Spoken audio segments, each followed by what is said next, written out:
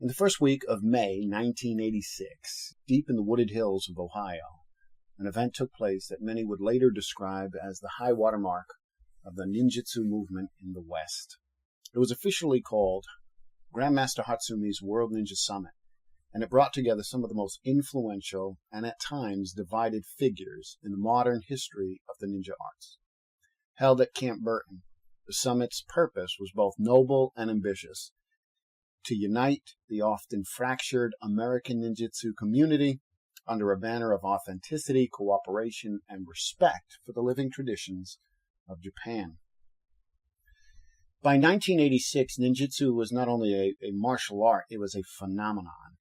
Thanks to figures like Stephen K. Hayes, the art of the ninja had entered Western imagination through books, magazine features, television, and ninja movies. The ninja boom of the 1980s was in full force, with popular culture blurring the lines between legend and legitimate Budo. Yet among serious practitioners, there was a yearning to return to the source, to meet the Japanese Grandmaster himself, Dr. Masaaki Hatsumi, and to study under the direct heir of the Togakure-ryu lineage. This summit was to be that opportunity. The event was spearheaded by Tetsuya Higuchi, a fifth-degree black belt in Togakure-ryu ninjutsu, a former head of Japan's SWAT police, and the head instructor of the Mentor Ohio Dojo.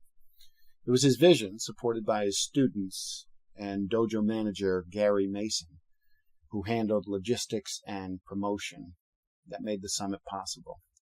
The guest of honor was, of course, Dr. Masaaki Hatsumi, the 34th Grandmaster of Togakure-ryu Ninpo Taijutsu, and founder of the Bujinkan Dojo organization. He arrived from Japan with several of his senior Japanese shihan, lending the summit both credibility and gravitas.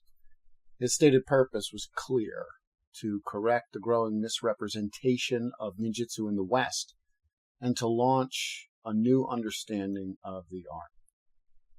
The summit drew together a remarkable collection of early Western Bujinkan leaders. Stephen K. Hayes, the first American to train under Hatsumi, attended with his wife, Rumiko Hayes, who also served as an interpreter. Several instructors from Hayes' Shadows of Iga Society were present. Among them were Bud Malmstrom and Jack Hoban, all instrumental in spreading ninjutsu across the United States. Robert Bussey, head of the Midwest Academy of Martial Arts in Nebraska, arrived with a team of his senior students, including Michael Legbend. Bussey was already known for his distinct and highly combative interpretation of ninjutsu, which emphasized realism, movement, and modern tactical application. Charles Daniels, a fourth-degree black belt from Atlanta and an early American leader in the Bujinkan, also participated, providing structure and continuity among the various instructors. And from Israel came Doron Navon, a seventh-degree black belt and one of the earliest foreign disciples of Hatsumi, who served as a key interpreter and cultural bridge throughout the event. While the majority of instructors represented Togakure-ryu Bujinkan lineage, the summit was intentionally inclusive, a conscious attempt to bring together the different branches of the American ninja movement. Among those representing non-Bujinkan systems was James Loriega, a black belt in Koga-ryu ninjutsu from New York. Loriega, a student of Ronald Duncan, had founded the Ninpo School, an organization. His inclusion was significant and marked the first time a Koga-ryu representative was formally invited to a major event alongside the Togakure-ryu leadership, fulfilling the organization's vision of an open forum where diverse interpretations of ninjutsu could coexist under mutual respect. While these Koga and independent systems were not formally recognized by the Bujinkan, they represented a vital part of the broader Western fascination with ninjutsu. The summit was truly global. Among attendees were Bernard Yao from Singapore, Wai Song Wong from Holland, Ben Jones from England, and Jorg Brinkmann from Buenos Aires, Argentina. Each had traveled thousands of miles to study directly under the Japanese Grandmaster and to meet the leading Western teachers shaping the art's future. The 1986 summit was as political as it was technical. For the first time, rivals, Stephen K. Hayes and Robert Bussey, appeared side by side in a public forum.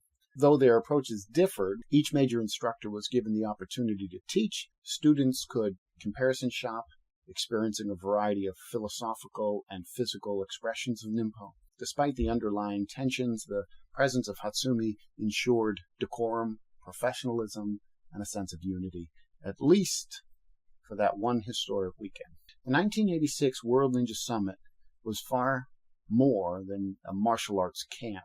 It was hoped by some to be a turning point, a gathering that symbolized both the unity and the diversity of the Western ninjutsu movement. For the independent groups like Loriega's Ninpo Kai, it affirmed that their voices, too, had a place in the evolving story of ninjutsu.